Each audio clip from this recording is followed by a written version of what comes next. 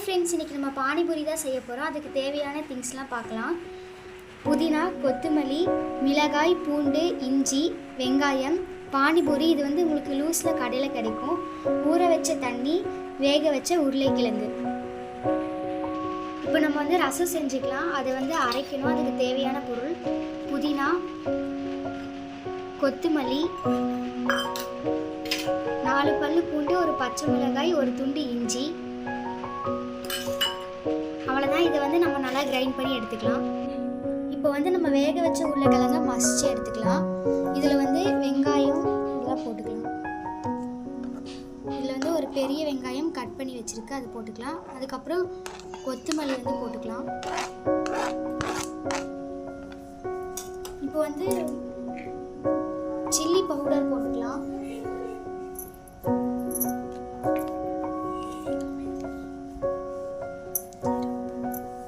அதுக்கப்புறமா சீரக பவுடர் போட்டுக்கலாம். அதுக்கப்புறம் சாட் மசாலா கொஞ்சம் போட்டுக்கலாம்.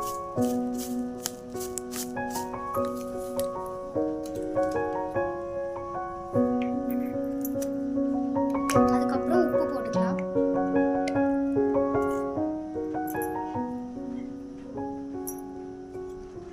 இப்போ நம்ம இதை நல்லா மிக்ஸ் பண்ணிக்கலாம்.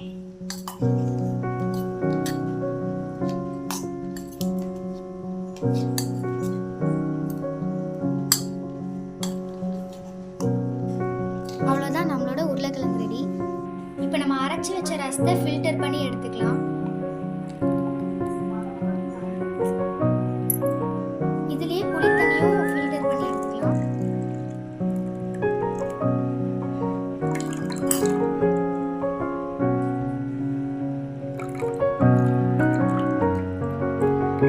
இப்போ இதில் வந்து சால்ட் ஆட் பண்ணிக்கலாம். அவ்வளோதான், நம்மளோட ரசம் ரெடி. இப்போ ஸ்டவ் ஆன் பண்ணி ஒரு பேன் வச்சுக்கலாம். அதில் வந்து ஆயில் ஊற்றிக்கலாம்.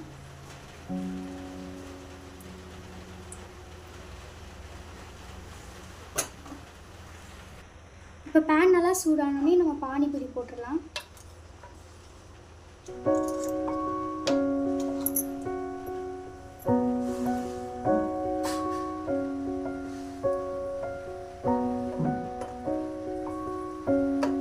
இந்த மாதிரி பானிபூரி நம்ம பொரிச்சு எடுத்துக்கலாம்.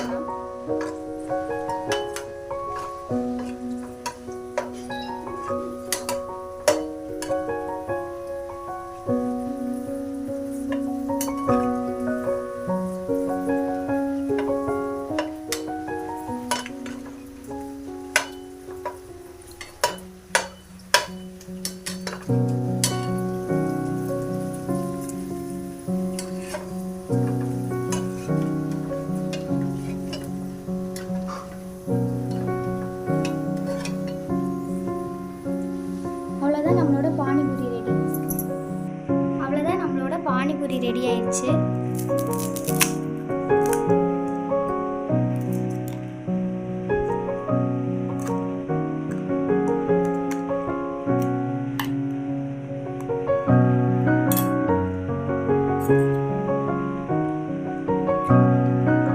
இந்த ரெசிபி ரொம்பவே சூடாக இருக்கும்.